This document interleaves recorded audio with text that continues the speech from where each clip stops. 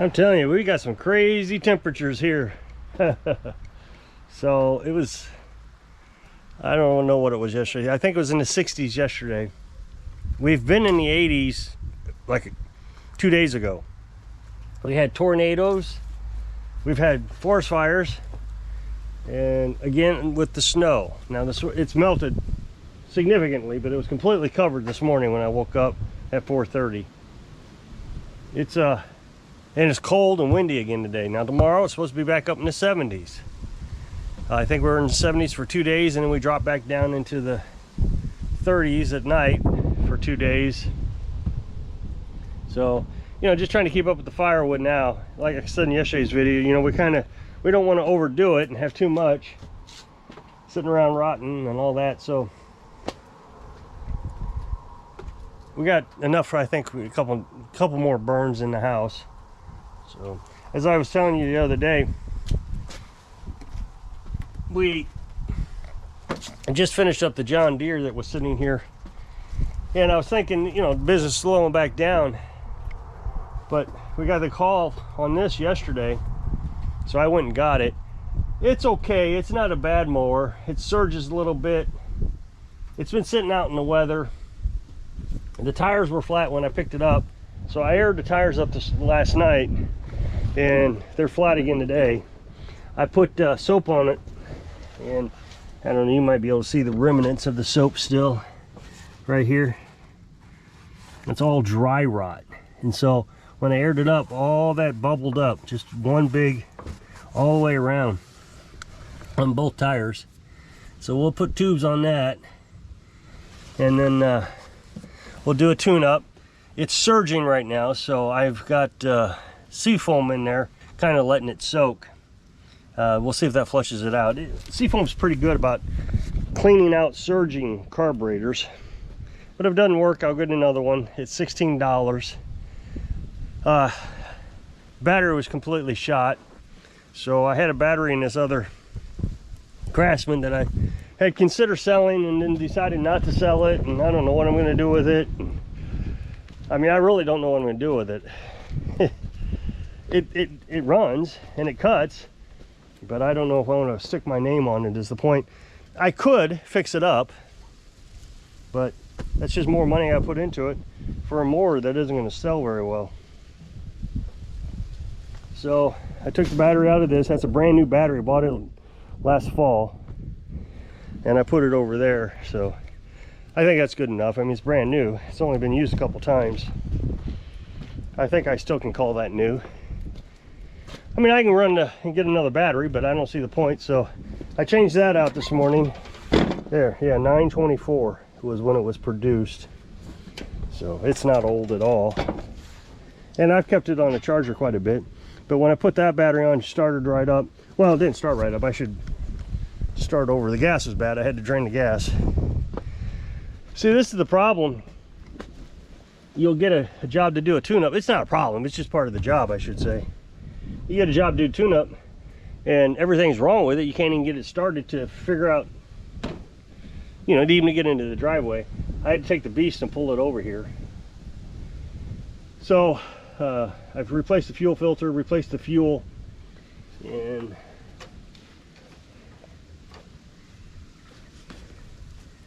I've ordered parts for it, a new fuel or oil filter, air filter. I don't know what else I've gotten, spark plugs, all that stuff. I mean, I got all that stuff, but here's the thing: is you buy the. I don't carry a large inventory of air filters because they're just, everything has a different type of air filter.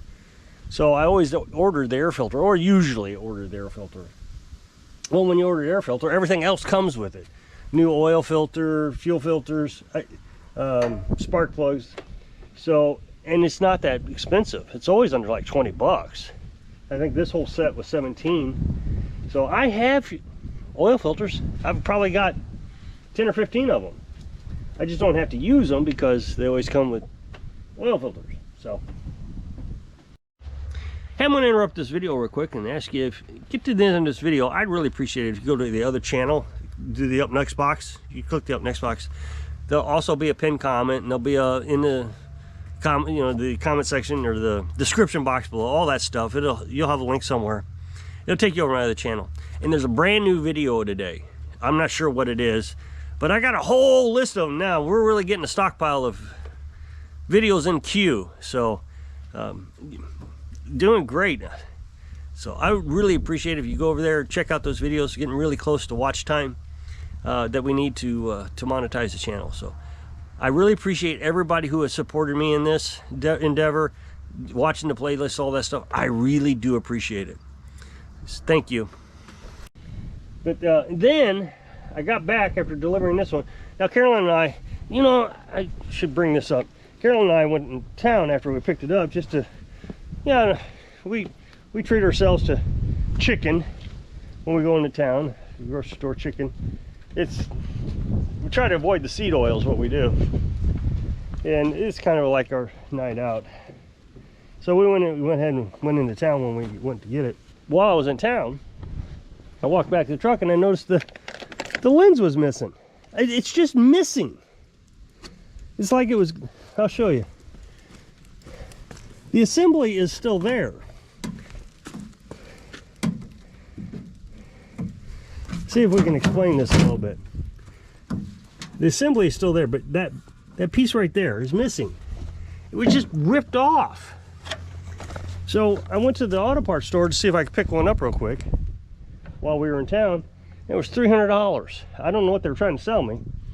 I looked on Amazon on my phone and it was $35. Problem is I had to wait 2 weeks. I mean, I may not get it. It's one of those China things. So for $1.50 each, we got this tape. And we'll just use the tape temporarily until we get the lens. But we were all the way in town. I just couldn't see myself driving back, risking getting pulled over. I'm sure they would have let me go, but I don't know what happened to it. It's not like it was broke. It's just been ripped off.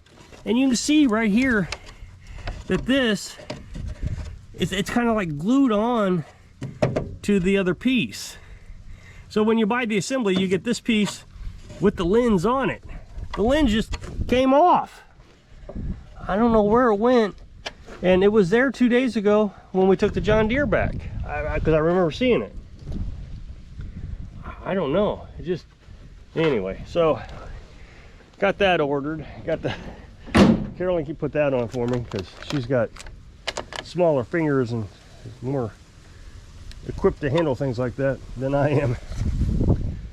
There's the old battery. I already got in the truck. We'll take that to Walmart and trade it out. So that way I always have a battery on hand, I guess. What else is there? I feel like I was going to say something else. Oh, I know what it was. So when we got home, there was a message on Facebook. See, I have this Facebook group, and no, never mind. I'm not going to get into that. Anyway, I have this Facebook group for the lawnmower repair business, and when I got back, Carolyn approved somebody to the group. Well, I'm out here trying to get this off the truck and towed over here with the beast. When I came back in, I hooked up to the internet because I used mobile hotspot. So my phone is like my Wi-Fi. So hooked it up and I got a message. The principal of the local school, who doesn't even live in this town. He works in this town, this area, but he lives quite a distance away. He said, hey, can you look at my zero turn? I said, sure, yeah, that'd be great. When can I drop it off? And I said, anytime next week, don't matter, you pick a day. He says, well, I'll drop it off at 11 o'clock in the morning and I'll pick it up at 6:30. I was like, oh no, somehow we've miscommunicated here. I don't do same day turnarounds. I got to order parts and all that. He was very understanding. Oh, okay, no problem, that's great. So I guess he's going to bring it over tomorrow. I get a lot of promises, and I just don't understand that. People will say they're going to bring it over and they don't. There's this guy on Facebook, he still thumbs up all my comments, about lawnmower repairs and stuff. Still, like, he really approves of what I'm doing. And he said he was going to bring over a grasshopper lawnmower, zero turn, like 2 weeks ago. And he never did. So I don't know if he's just changed his mind. what I don't understand is, why did he say it? He didn't have to say that he was going to bring it over. He could have said, let me think about it, you know, that kind of stuff.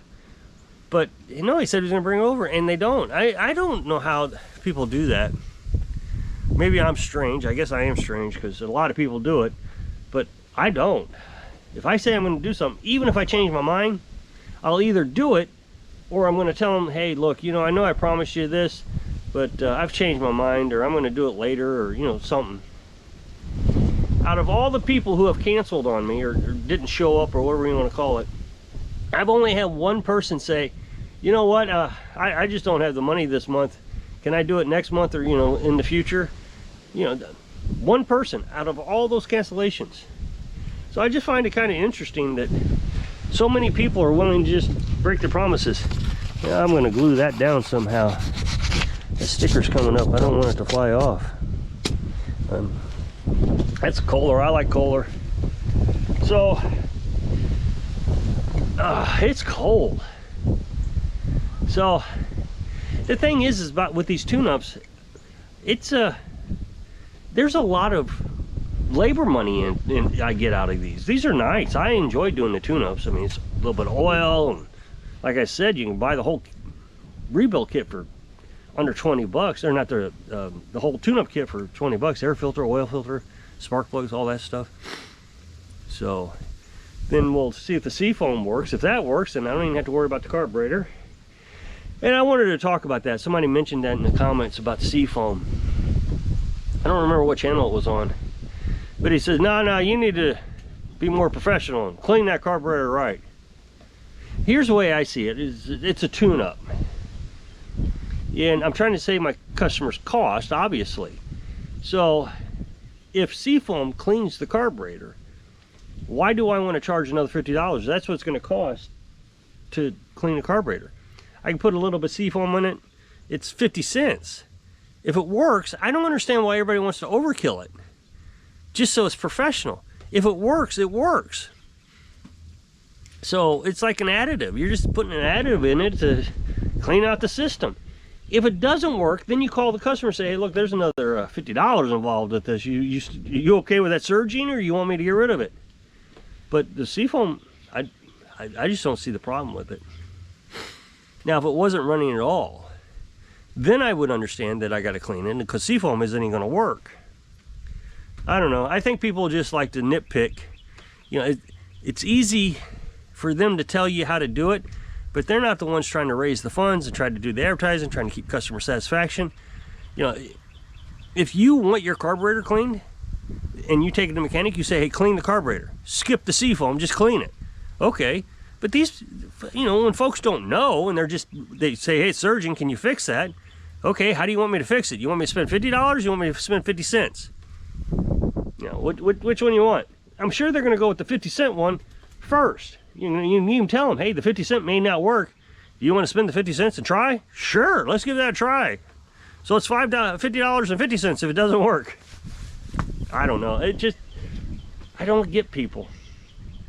But I don't know. This if this weather would cooperate, this business is really taken off.